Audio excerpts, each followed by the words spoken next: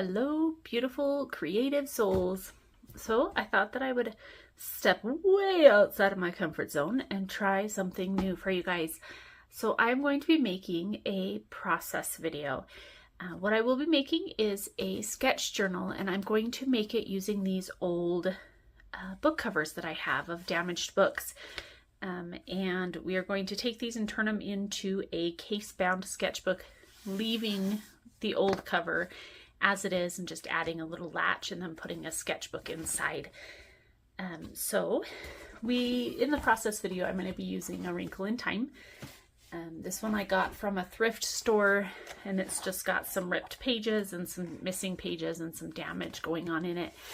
So we're going to be gutting this, and we will be reinforcing the spine, putting a latch on it, and then we will make a text block out of sketch paper, and we will then case in that sketch block into the old cover.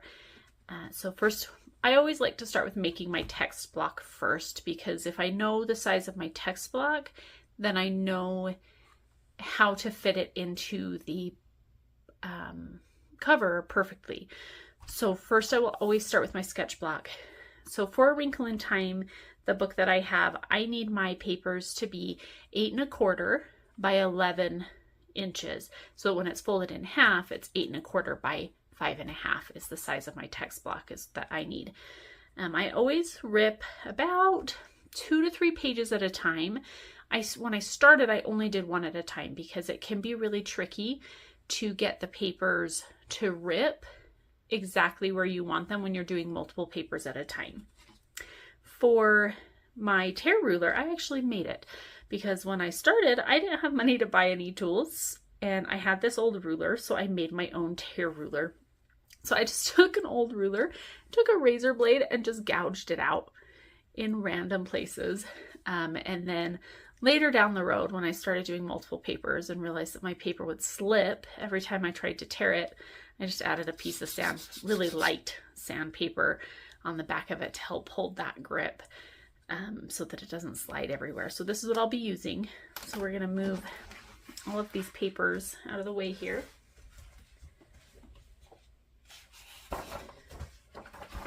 And I'll just be ripping 2 or 3 at a time. This top page I already marked, but as I go, I'll just either mark them or I'll use my mat. Sometimes I don't like to use my mat if I don't have a full ruler. This ruler does not fit my whole page, so I like to mark it just to be safe. When I rip going the other direction, I won't be using the marks on it because it'll fit the whole paper. But we will start with this.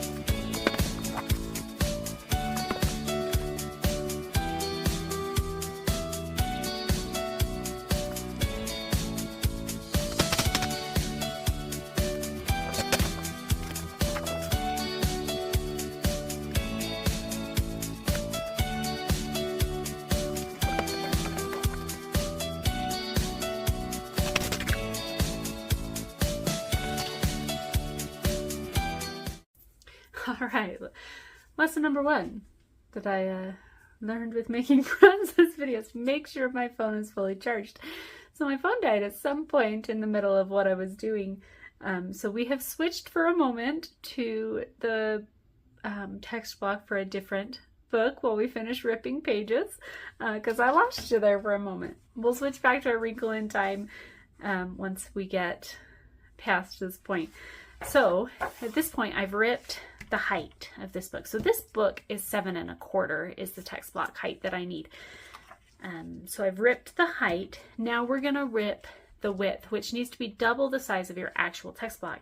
So this specific text block needs to be 5 3/4. 5 3/4 is the length of this text block, which means I need 11 1/2 for my width.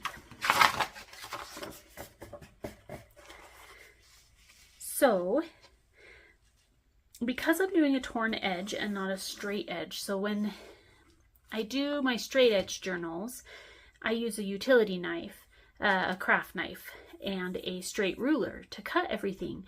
In that, it's so much easier to get a nice squared off edge and make sure that your paper is perfectly squared so that when you fold it in half, it matches up nicely. With a torn edge, that is a lot harder. So what I actually do is I'll pick an edge. So I'm going to pick this bottom edge, and that's going to be my edge that I use to square things off. So I'm going to just line it up on a line here, and because I have 2 straight edges, first I'm just going to tear this edge off. Doesn't matter where, as long as I make sure I have enough paper. You don't want to take too much off and then not be able to rip the other side.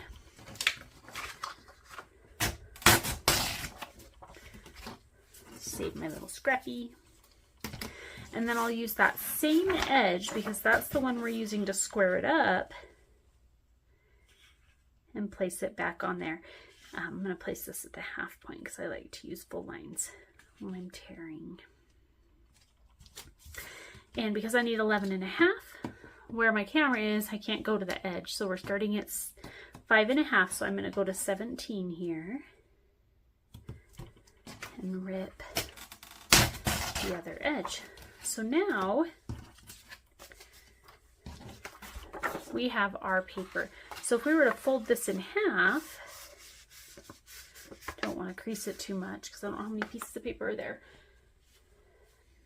It'll fit perfectly into our book cover here. So it'll sit right about there with just a little bit showing. You always want to leave just a little bit on the edges. All right, so let's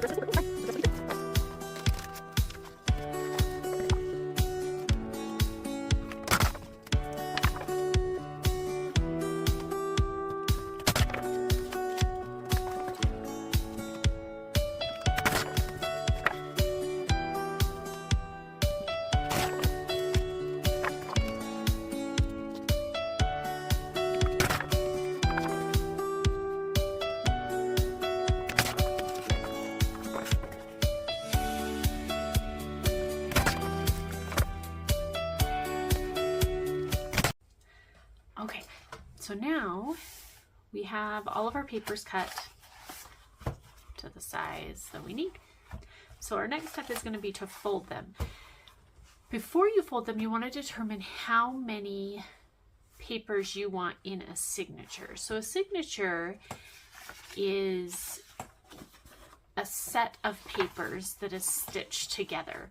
So if I take these papers and we fold them, and then the stitching is going to go right through the spine here, that is one signature. So you need to determine how many signatures you want, or how many papers you want in each signature.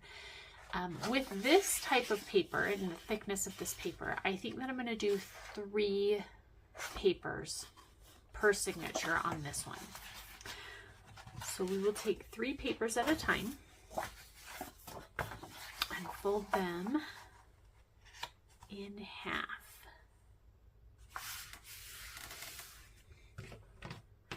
And then I like to use a bone folder to make sure that I get a nice, crisp, clean fold here. So that is one signature. Where this is blank paper, I don't have to worry about the direction as much. But if you have like a lined paper or a design on the paper, then I have to make sure that when I'm folding them, that they're all facing the same direction, and then when I set them aside, that they all go the same direction. So we're going to get all of these folded in half now.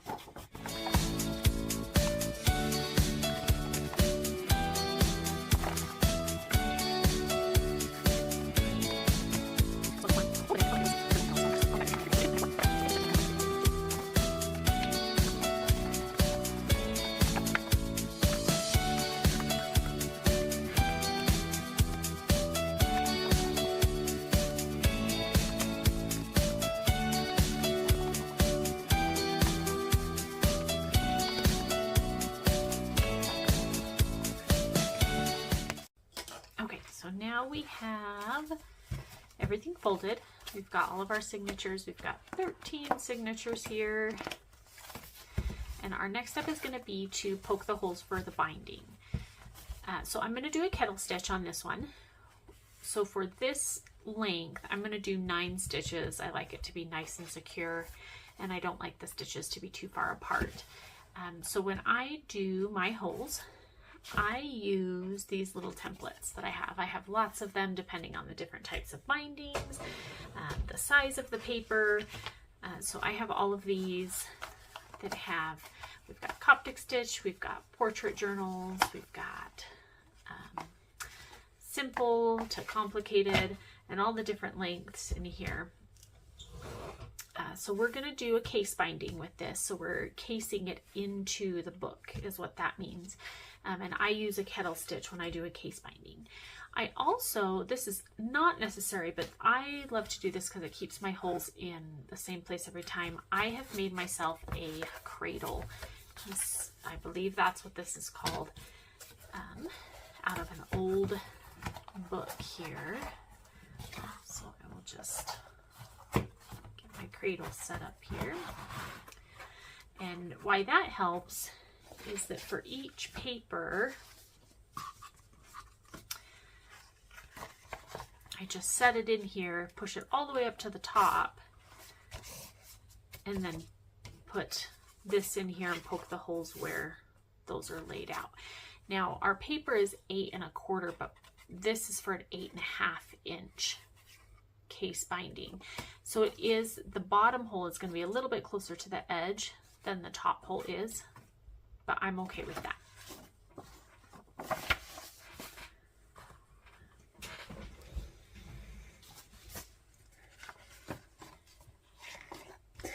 You want to make sure after, I don't have my pokey tool out. This is my lovely pokey tool. I believe it's called an awl, but in reality, I call it a pokey tool. I think a lot of people call it a pokey tool. So you want to make sure that, so where my writing is, this is the top. You want to make sure that you're always keeping all of the top ones at the top. So as you poke the holes, you want to make sure all the holes so all the holes going up. Here, you have extra images that are right, the top and the bottom. So the whole way might be the exact same spot. I like to have strict one bottom and top.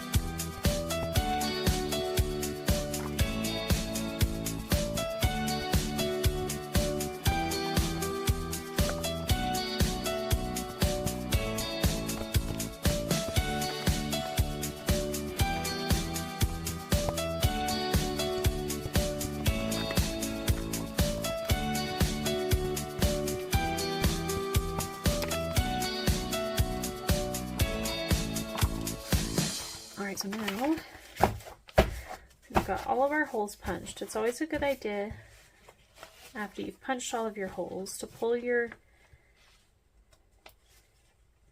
papers together and just double check to make sure that all the holes line up. So I can see that this one right here, for some reason the holes did not end up in the same spot as the rest of the holes. So I am going to pull that one out and just re-punch those holes to make sure that they are in the right spot. With doing purely a kettle stitch, all of the holes will be covered, so you will not see any mistakes that you had made in punching your holes.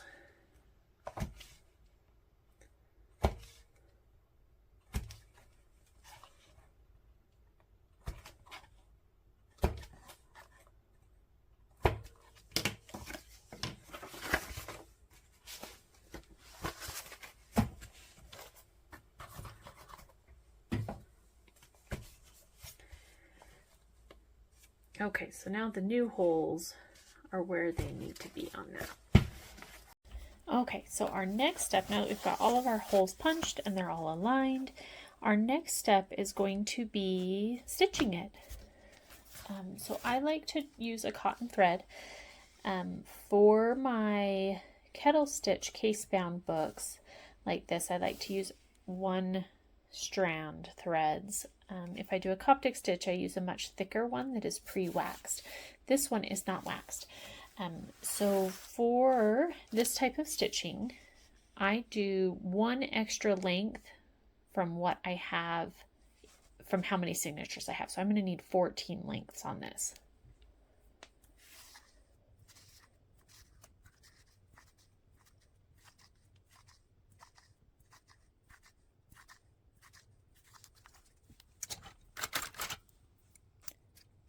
And then because this one is not pre-waxed, I'll wax it with some thread magic.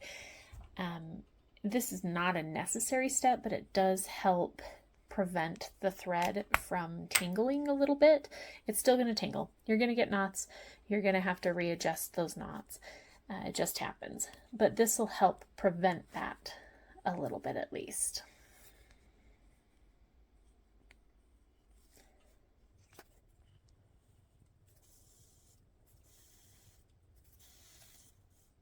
I already have a knot.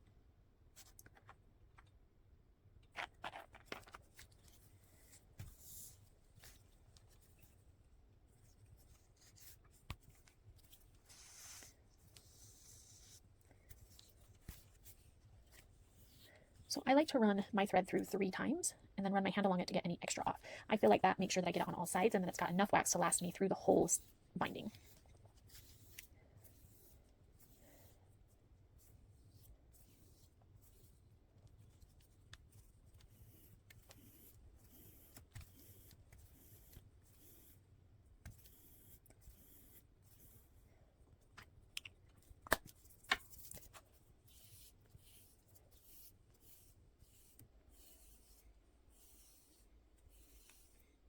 So that was just pulling off any loose wax. I've got little wax pieces on my hand.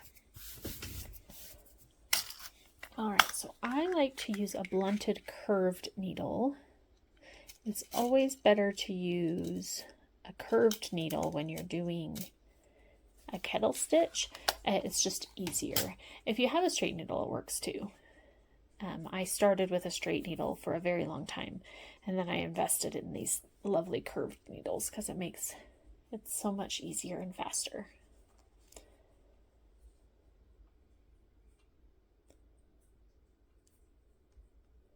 I like to lock my threads, so instead of pulling it through halfway or however long to make sure it stays in place, I like to lock my threads with just a small tail. It prevents as much tangling. So what you're doing is you're just, let's see if I can get this at the right angle, piercing your needle through the thread. So see how it's inside the thread. Is that going to focus on?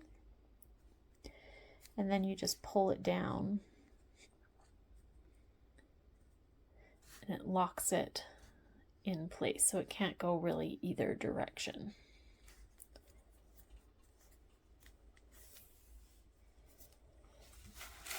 All right, again, it's important if you have line, it's important as a whole now because of how you punch the holes, to keep your signatures in the same direction as you go. So I like to set mine back behind where I'm working and then just pull them forward as I go.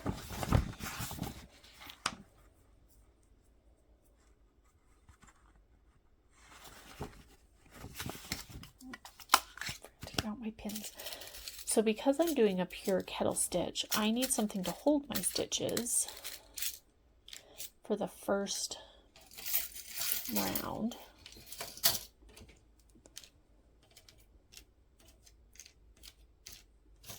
So I like to use these little bulb pins.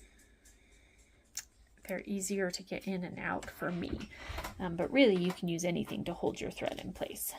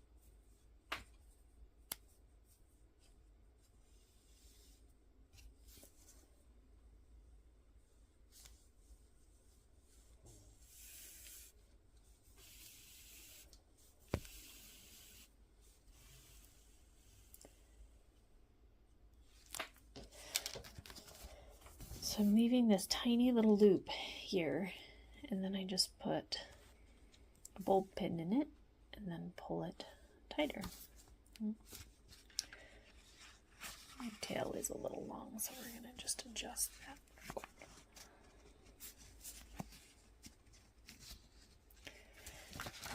So you want to leave a tail on that first one because we're going to tie it on the next round. But you don't want it too long. You don't want to use too much of your thread.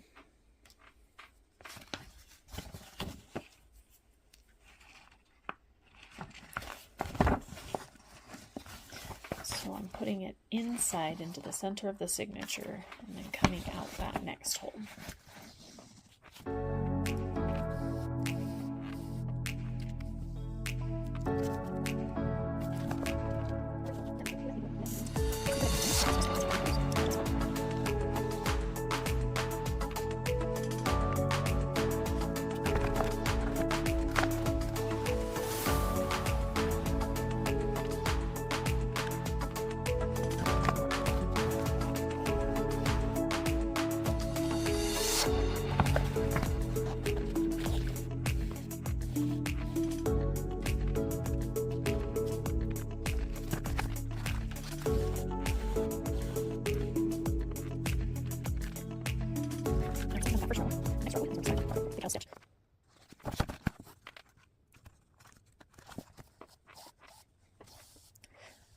So I've seen people do this in so many different ways, and it really is whatever is most comfortable for you. I personally, to get the right tension that I want, I like to hold mine. It helps me feel it a little bit better. I've seen people set them up on rigs. I've seen people set them up against blocks. I personally prefer to hold mine and then just hold it in line. So once I've passed it through that loop, I can remove my needle or my bulb pin because it has held the place for me beautifully.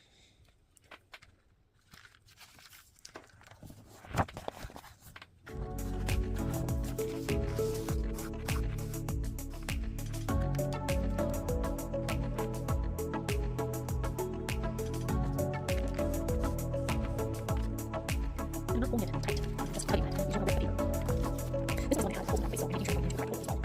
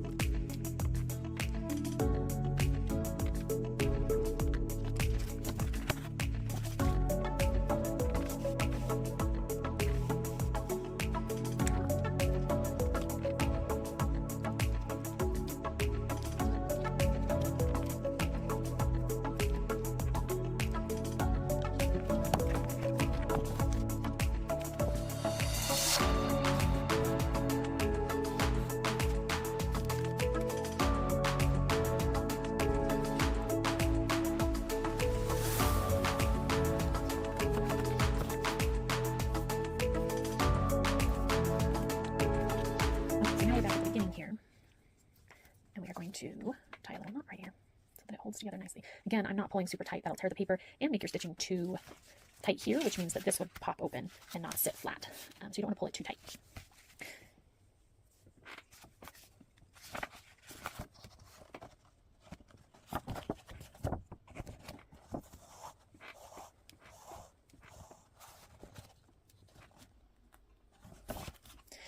Okay, so now that we don't have those loops, what I'm doing is I'm passing it. This is where a curved needle really comes in handy. Let's see if I can get this in focus. Hello.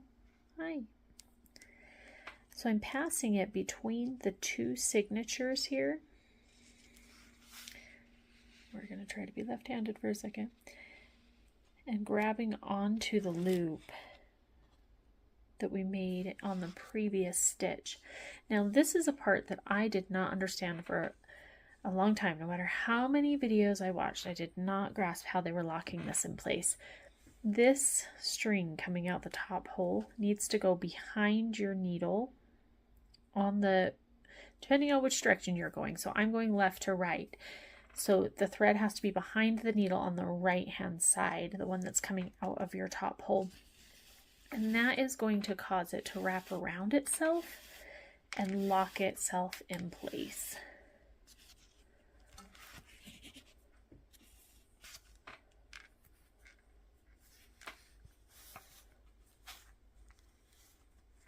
I've got a good tingle.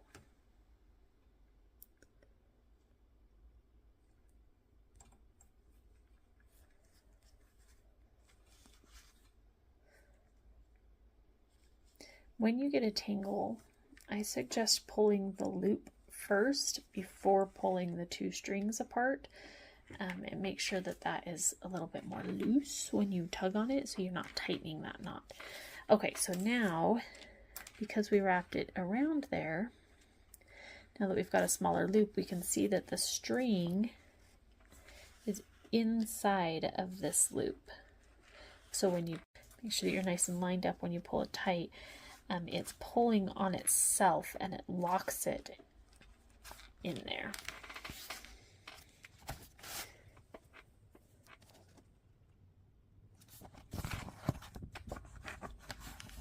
I usually have this actually in my lap when I'm stitching it. It's interesting stitching it sitting on a table like this instead of me holding it in my lap.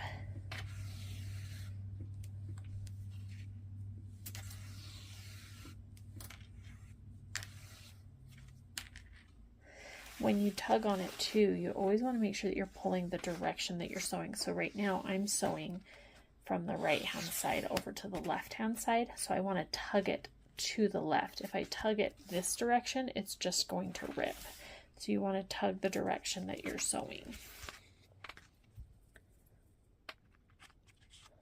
So stitching is definitely the longest part that you're doing something. So outside of drying and setting glue, this is the longest part of the process of stitching. This will take me about probably 45 minutes to get this fully stitched and ready for the next step. So I'll keep the video on for a minute while we run through some of them, but I won't go through all 15 of them because that will make me an absolutely ridiculous thing.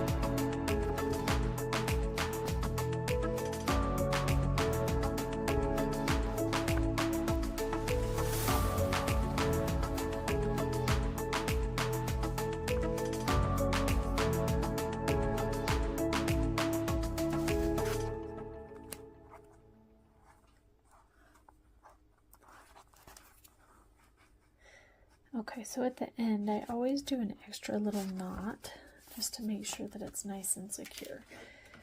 So now we'll clip that off. We've got all of our signatures bound. make sure that it's nice and flush. So I always kind of give it a couple of smacks on the table to flush it up. So our next steps here are going to be to glue it. We are ready. So for gluing it, I like to do 2 layers of glue before I put on the mole and the headbands and my bookmark and all of that.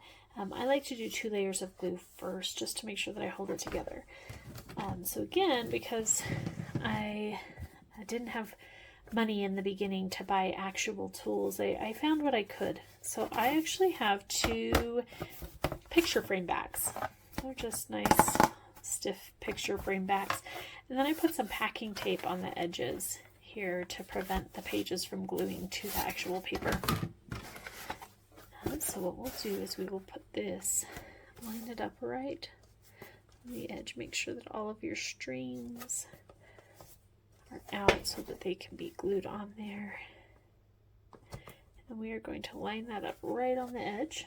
And we'll take the other one, line that up right on the edge again so that it is nice and flush.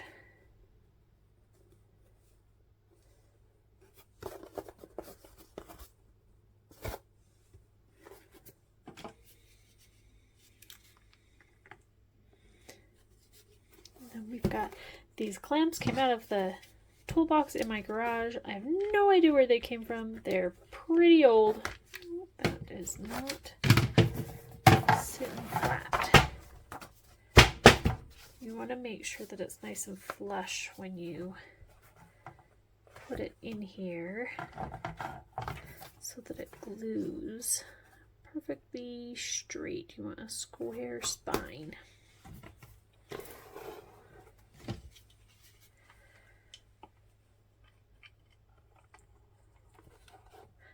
Yeah, these clamps, I don't know where they came from. They're old. They came from my toolbox outside. Again, just finding what I could. Alright, so we've got that nice and set up and flush and ready for gluing. So my glue is actually one that I made a combination of stuff myself. It is PVA glue and bookbinding glue and water. I found the bookbinding glue a little too stiff and too sticky, and the PVA glue not quite stiff enough, so I just mixed them together. And it works beautifully, and I love it. But you can find whatever works for you. So I want to make sure that the strings... Oh, I've got weird focus going on here. We're focusing down here. You want to make sure that the strings are running along the spine when you put them on. So I always glue the strings down first. Oh, where's my other string?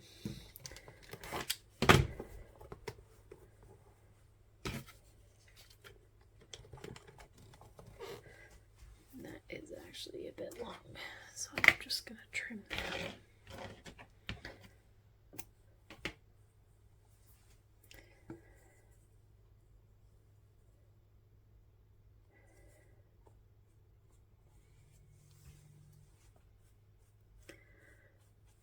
And then for the rest of it, you want to make sure that it is nice and saturated, but you don't want the glue to pool. You just want the glue to get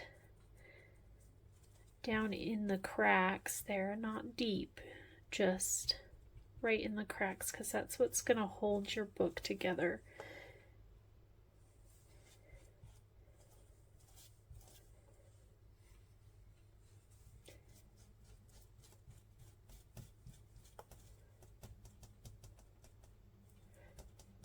Make sure you're getting it down in every little crevice, all the way to the top and all the way to the bottom. And then once I've run my glue, I like to take my pokey tool and just run it right along the edge, just to grab any excess glue. It's being slippery. It's kind of hard with the camera right there. But just run it right along there to get any excess glue so you don't have glue hanging over the edge when you pull it out of here.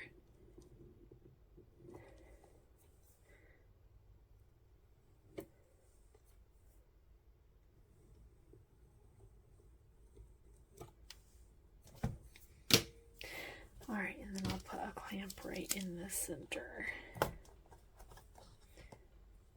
Okay, so that, I'm going to let that first one set. I let the first one set for about 20 minutes.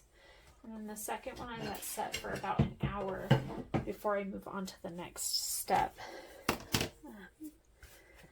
So while that is drying, I'm just going to get this brush into some water here. Close up my glue so it doesn't dry. And then while that's drying for about 20 minutes, we're gonna gut our book. We're gonna start prepping it for binding a new cover in here. So to remove the text block, I usually use a utility knife that I have, or a craft knife that I have pulled out just barely. You have to be really careful because you don't want to cut into the actual cover, but you need to cut the text block out.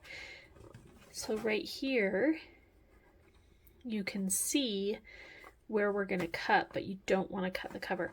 If you want to save the end papers and use the end papers, then you're actually going to want to cut the text block out on this page, but you're going to want to angle it toward the text block so that you're not cutting the actual paper, because that's glued onto the paper, and you'll have to fix that later, but you're wanting to cut into this paper, not into this paper. I don't want to save these end papers. I'm actually going to try to use end papers that match this color a little bit better. So I'm not worried about that. So I'm pulling the text block outward, and then very carefully with my knife angled toward the text blocks and not toward the spine, I am cutting down that space there.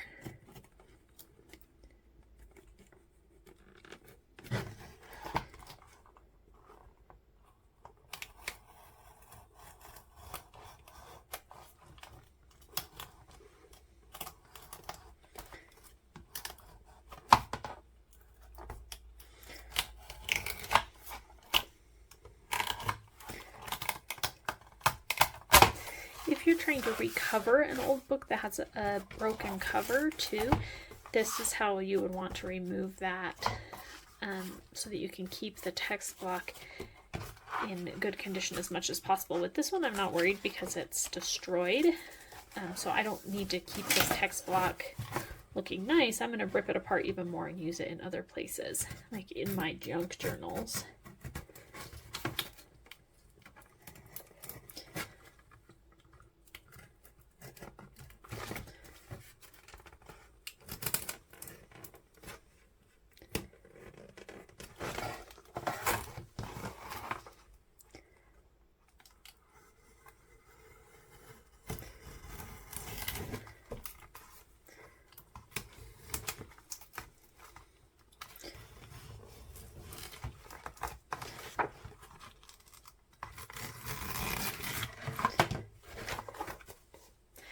That will actually go on my shelf of text blocks.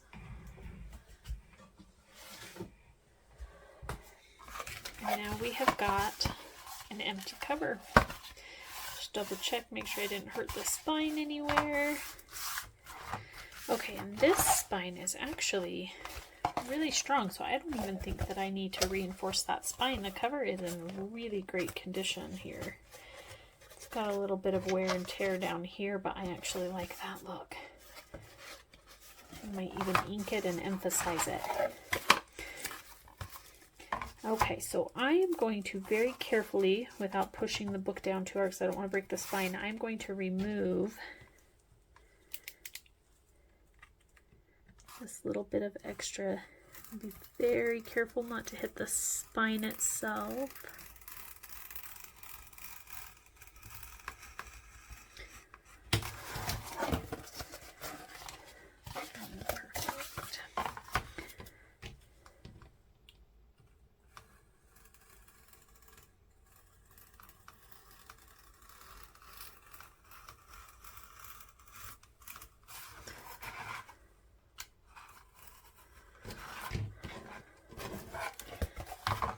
All right, so that's a lot more clean for when I put that in there. Another thing that I want to make sure of is that my text block is going to be wide enough for this spine. So we want our text block to sit right in here. So I'm going to measure that.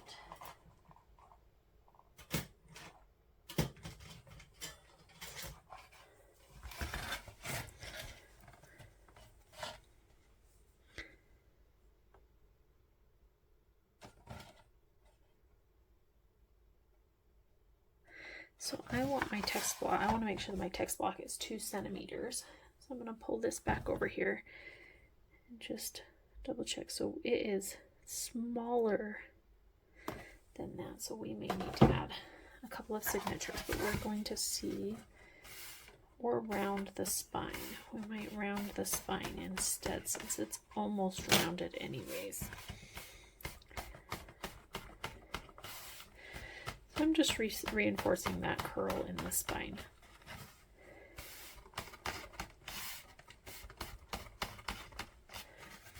Okay, so next we need to determine what closure we want. So I think because there's this beautiful image on the front, I don't want to do a wrap closure. Like I could have something on the back, but I don't want something to come across the front because that's where the title is and it's got such a beautiful image. So I think I'm actually going to do a lock one. So let me grab a lock, and I might put some corners on it too that match the lock just to give it a little bit more of a decorative look. So let me grab those and I'll be right back. Okay, so I was going through trying to figure out how I wanted this to look and realized I should, should probably take you along on the journey with me. So I'm looking at, do I want this big fat lock on here, or do I want this slightly smaller one? I think I'm going to go with the smaller one because it's not a super thick book. So I think I'm going to go with that one. So we've got our lock and our key. And then to hold our lock, let's do some rusted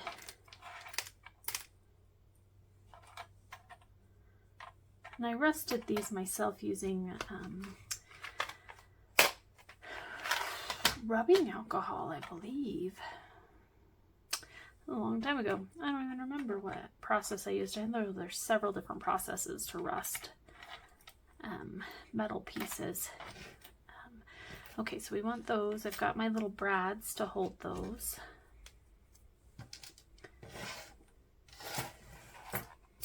Now let's see if we want to do any of these corners. Do we want to put, no. Well, those are kind of fun. Okay.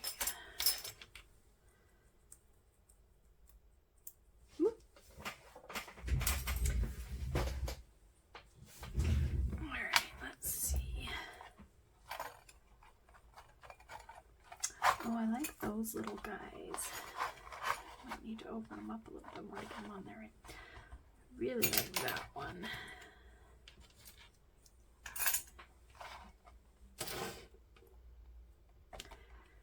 Let's see the other ones.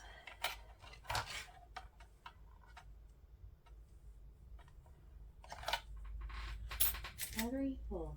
Connected to VSKTOP, VINCCBB.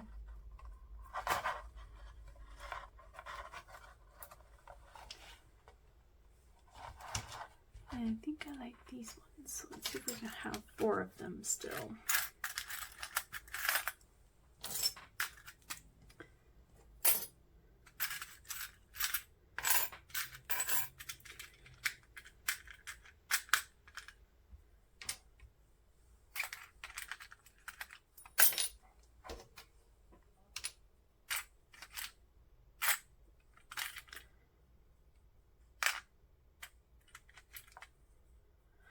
I do have 4 of them. Okay. Now we'll get all of these back in here.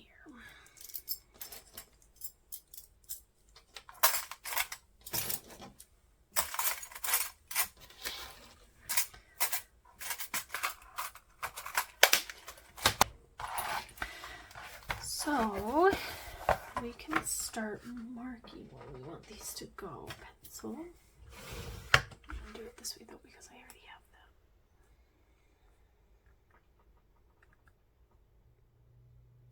Okay, so this cover is 8.5, so I'm putting it at 4 1/4 on each side. And I'm just going to mark where that center is on the front. And then again on the back.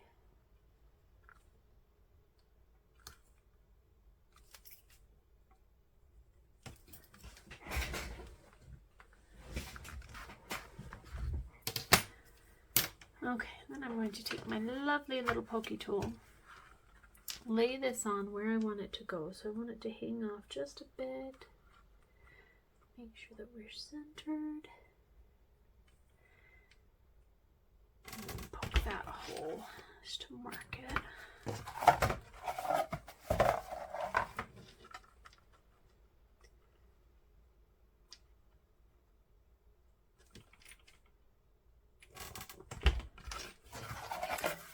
Okay, and then we are going to actually poke through all the way.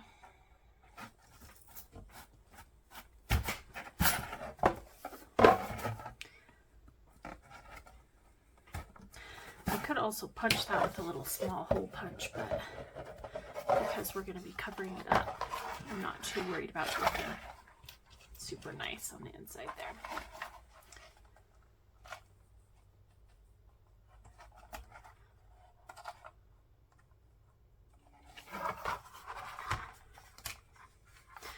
I want to make sure that my legs are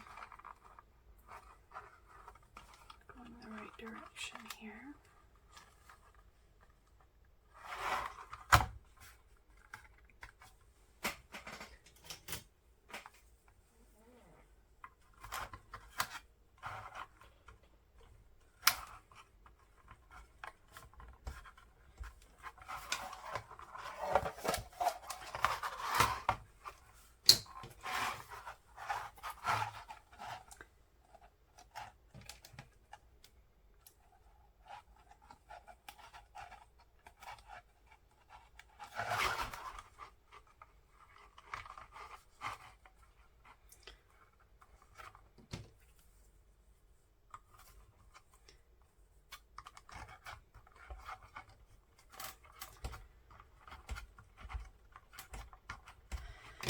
And then to make sure that it's a nice smooth transition, I will put a little piece of tape over it.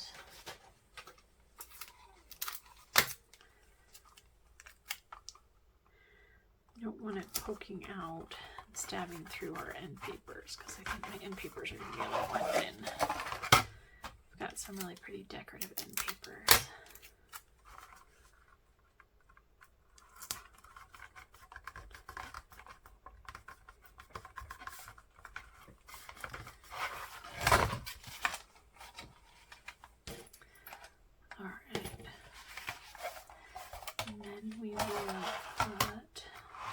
Have a nice beautiful inside. Some of my corners do not look like that on the inside nice, so we're going to put these on last because that'll be really pretty on the inside as well. There's no need to hide those ones, so we're going to set all of this aside. Now we are going to look at end papers now. Okay, so I picked out a few to choose from here and see which one I like best with the cover. So I've got this beautiful like sandstone look. I really like this one. It's got the grays in it. It's got a little bit more of a blue tone, so it coordinates nicely with that. I have this beautiful bird one. I love this end paper, but I think that the birds and flowers do not quite match the aesthetics. I'm going to set out back there. We've got this lovely teal color, so it kind of matches a little bit better with this spine. And I love the little gold accents in it. And then I've got this gray one, which is already cut to the perfect size this way, but it matches really nicely with this. So I need to decide, do I want, it's between these two. I'm going to go with the sandstone. I have not ever used that one. That is a brand new sheet that has not been used on anything yet, so I think I'm going to go with that one. I have done it. Okay, so then we are going to fold these end papers in half, just like we did with the text block papers.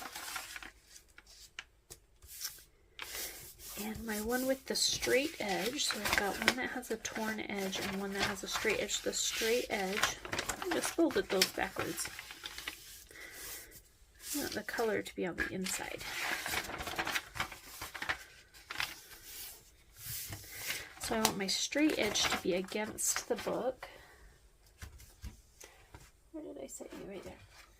So we don't put them directly into the book, we're going to put them on the text block, but just to show you, this straight edge is going to be against the book here, like this.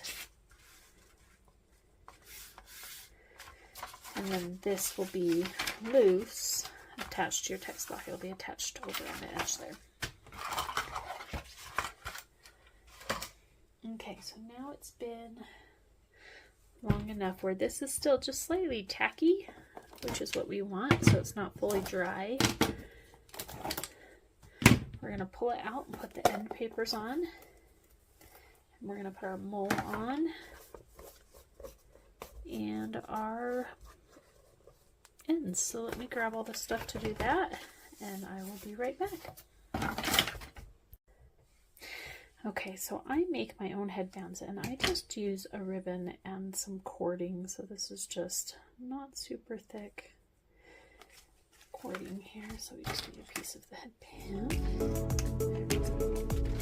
It's gotta fit.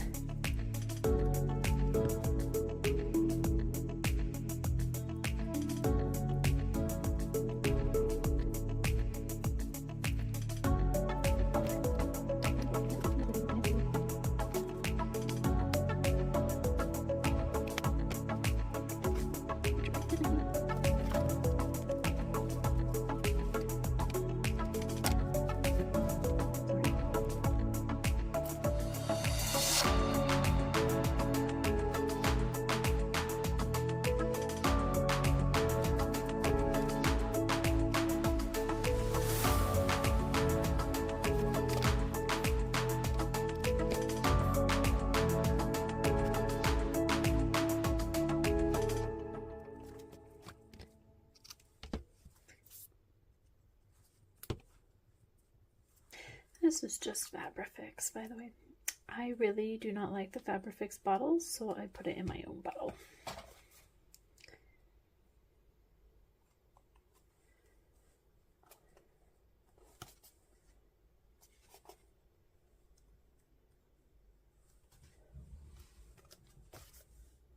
Okay, so we've got our head and tail bands on, and we've got our bookmark in there. So now it's time to put on our end papers. So again, I need to be careful to make sure that my straight edge ends up on the outside and not next to the text block. So to do that, I like to use 2 pieces of scrap paper. And I only want a very thin piece to have glue on it. So I will make sure I'm gluing the right piece there.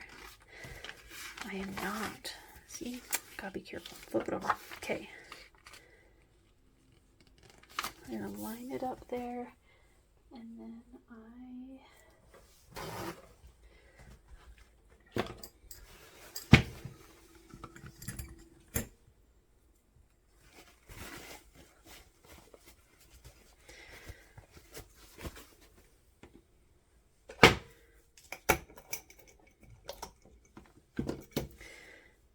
I will just take just a little bit of glue, make sure that we're even here, and just run it right along there like that.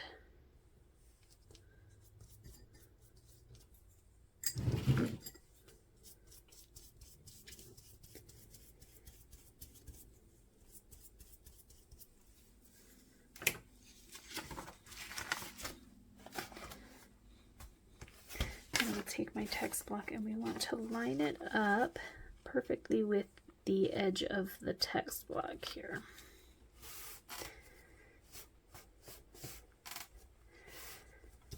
Make sure it's pressed nice and firmly on there. Okay, now we're going to do the other side.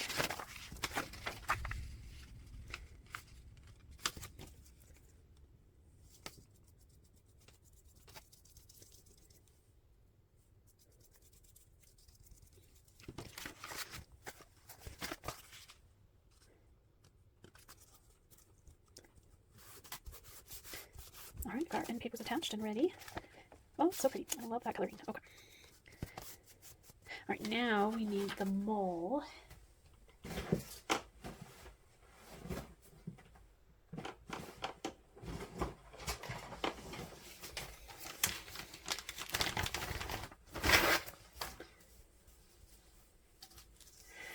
All right, so for the size of the mole, I like to have about 1.5 inches to 2 inches on each side. So I'll usually just set my text block right up against there. And then mark to make a little snip of where I want it. And this does not need to be perfect. It does not get seen in any way, shape, or form.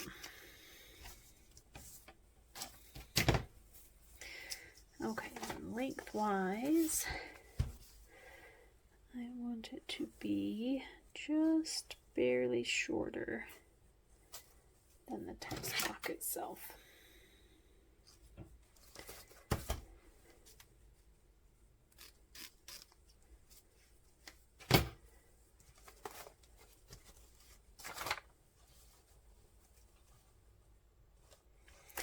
All right, now we are going to put it back in here.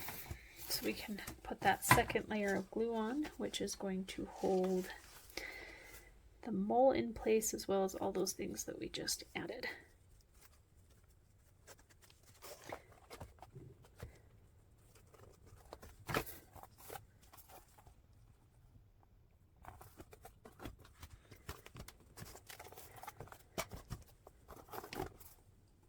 The mole is trying to escape. You may not escape.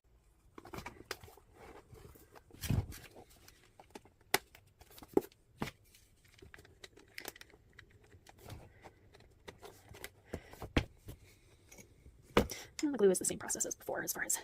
So now this one we're going to let sit for about 2 hours to make sure that it's really good and dry before we case it into the book, and then we'll press the book for 8 hours. So I'm going to let this dry and take a little break, and then I will be back. All right, it should be dry enough now. It doesn't feel tacky anymore. I had to switch that out. My small one was not holding it very nice, so I had to get a bigger one. All right, so one of the most challenging parts of the entire thing, we are now going to case it in. It is extremely important. I have done this multiple times and just so frustrating. It's extremely important that you make sure that your journal is in the right side up. So the good thing about having a ribbon is I can see that the bottom of the ribbon here is in the book the right way. So that is helpful. Okay.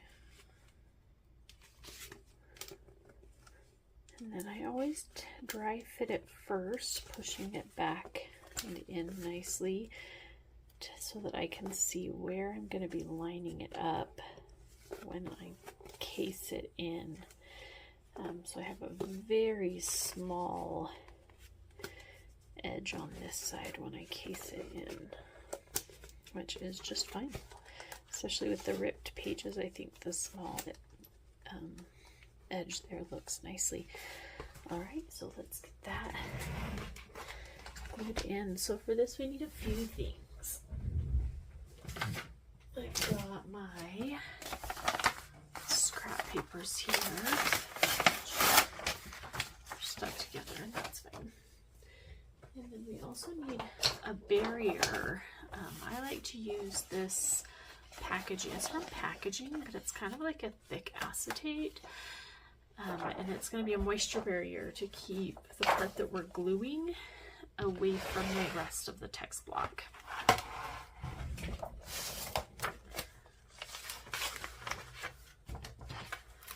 So I like to clip these corners off.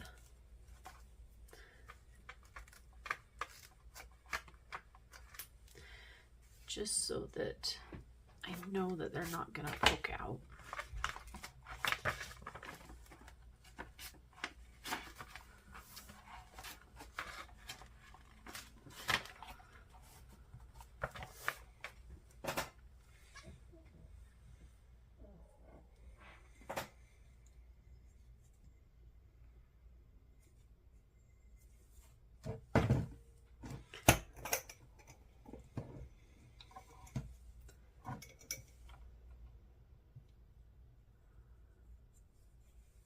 And I always glue the mold down first so that I know that it is nice and stuck on there.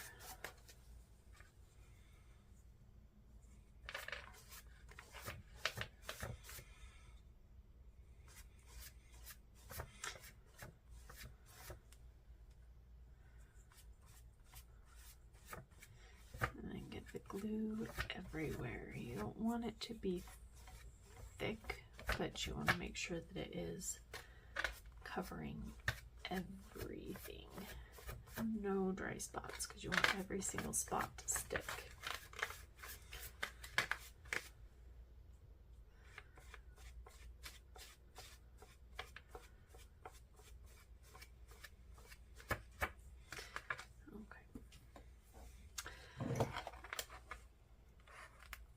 And then I will line it up where we had it in there before when we tested, making sure that the top and the bottom are equal, making sure that where that brad is, that sticks nicely. I will remove my glue sheet, flip it over. I'm going to snug the text block back as far as it will go, and then take my bone folder and very gently push it flat.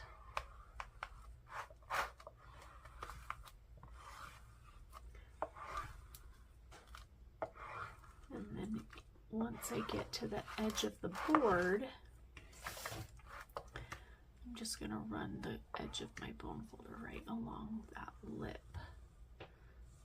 to make sure that it gets down in there. So we want to make sure that it's stuck everywhere. It looks nice and smooth. Then we'll take our moisture barrier, put it up in there nice and snug, and do the other side.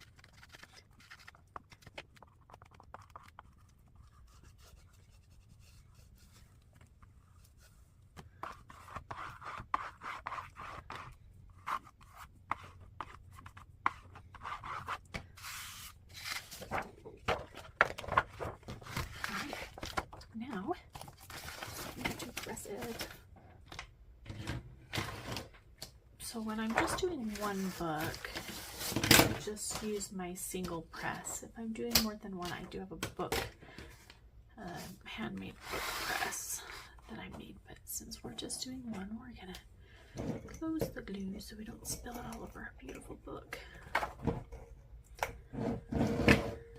Okay, let's get that press.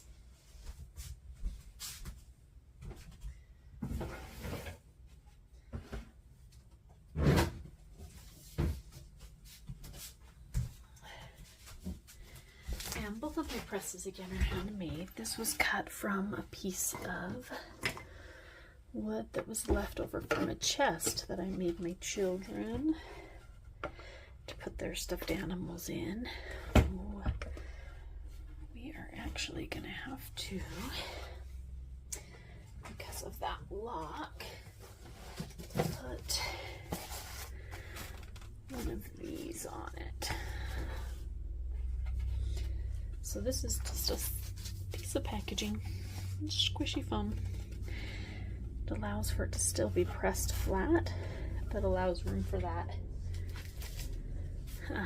little D-ring to still be there. And then this is a really heavy brick that I'm just putting right on top of there. And that will press for at least 8 hours, typically overnight. And then we will pull it out and take a look at the end result. So fun! Okay, it has been a couple of days and we are ready for our final reveal.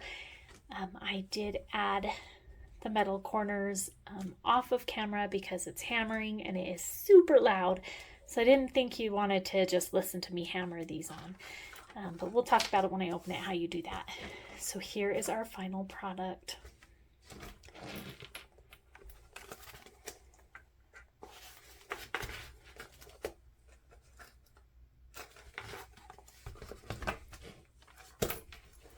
So inside, when I put the corners on, you put it on there and then just lightly hammer each side down so that it's nice and snug on the book so it doesn't come off when you tug on it. The end papers on the side that is glued always turns out just a little bit darker than the side that is not glued. It lays nice and flat. We've got our beautiful bookmark in here.